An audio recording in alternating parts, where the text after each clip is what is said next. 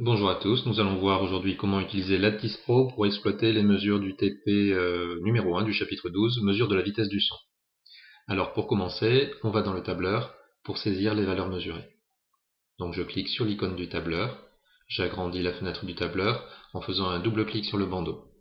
Je vais créer la variable D, distance parcourue par la salve ultrasonore, menu variable, nouvelle. J'appelle D la variable que je vais créer, unité, mètre.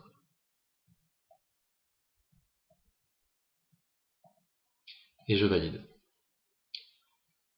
Je saisis les différentes valeurs mesurées, donc pour une distance nulle, 0, distance de 10 cm qu'il faut que je convertisse en mètres, donc 0,10, 0,20.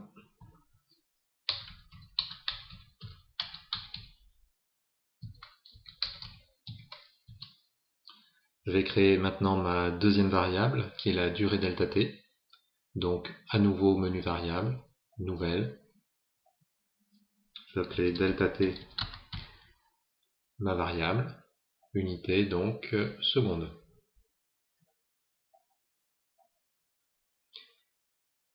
Pour la première valeur, donc c'est 0.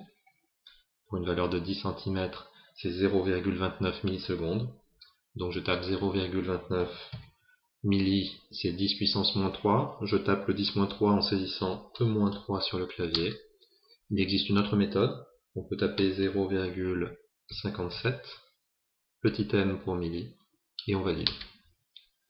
Après, Lattice Pro le retranscrit sous forme de microsecondes en utilisant la notation ingénieur. Et je fais de même pour les autres valeurs du tableau.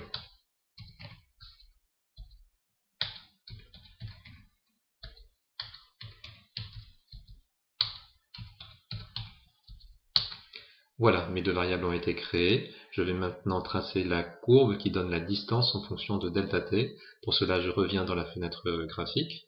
Je vais afficher la liste des courbes en cliquant sur la petite sinusoïde, ici. Et donc, je vais créer la variable qui donne d, la distance parcourue en fonction de delta t. Donc, d est en ordonnée. Je le dépose à gauche de l'axe des ordonnées. Et delta t en abscisse. Donc, il faut bien le déposer en dessous de l'axe. Je vois apparaître ici ma courbe. Je vais changer le mode d'affichage. Pour cela, je fais un clic droit sur D, propriété, et comme mode d'affichage, je vais choisir en fait des points qui ne sont pas reliés entre eux, des croix qui ne sont pas reliées entre elles, et je valide. Je vais maintenant modéliser ma courbe par une fonction linéaire. J'ai bien une relation de proportionnalité. Tous les points sont alignés sur une droite qui passe par l'origine.